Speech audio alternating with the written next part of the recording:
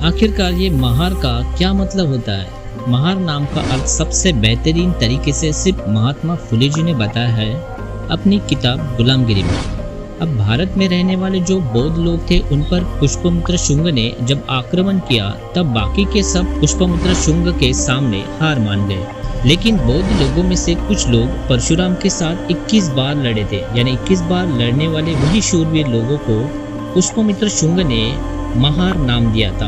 महा का मतलब होता है बड़ा और अरि का मतलब होता है दुश्मन, यानी महारी, मतलब जो ब्राह्मणों का सबसे बड़ा दुश्मन है। और जो महार का मुख्य राज्य है वो महाराष्ट्र है, यानी आज का महाराष्ट्र। अब इतना बड़ा इतिहास जो महात्मा फुले जी ने हमें बताया।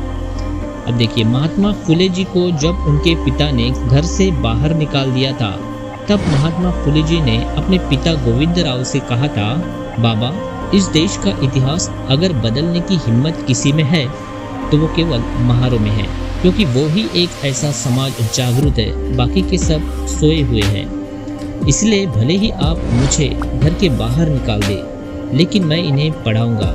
और जिस तरह से महात्मा फुले बोले थे उसी तरह से इस देश का इतिहास एक आदमी ने लिखा था, और उस आदमी का नाम डॉक्टर बाबा साहब अम्बेडकर है।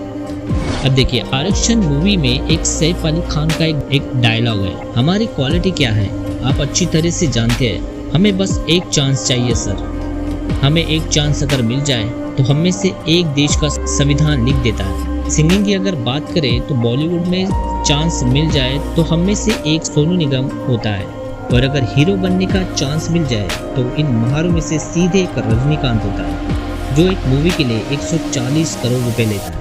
जो महार अपना मूल बौद्ध और उनका गौरवशाली इतिहास भूल गए थे, उन्हें डॉक्टर बाबा साहब अम्बेडकर ने फिर से जागरूक करा। जिन बौद्ध राजाओं ने लगभग 1200 साल तक राज किया, और चक्रवर्ती सम्राट अशोक जिसका राज ईरान, अफगानिस्तान, पाकिस्तान, नेपाल और बांग्लादेश जैसे पूरे भारत यानी जम्बूद्वीप में रहा, उनकी ही संतान बाबा साहब ने 14 अक्टूबर 1956 को फिर से इन महारों को अपने मूल बौद्ध धर्म में लाने का जो इतिहास का काम किया वो बहुत सराहनीय है।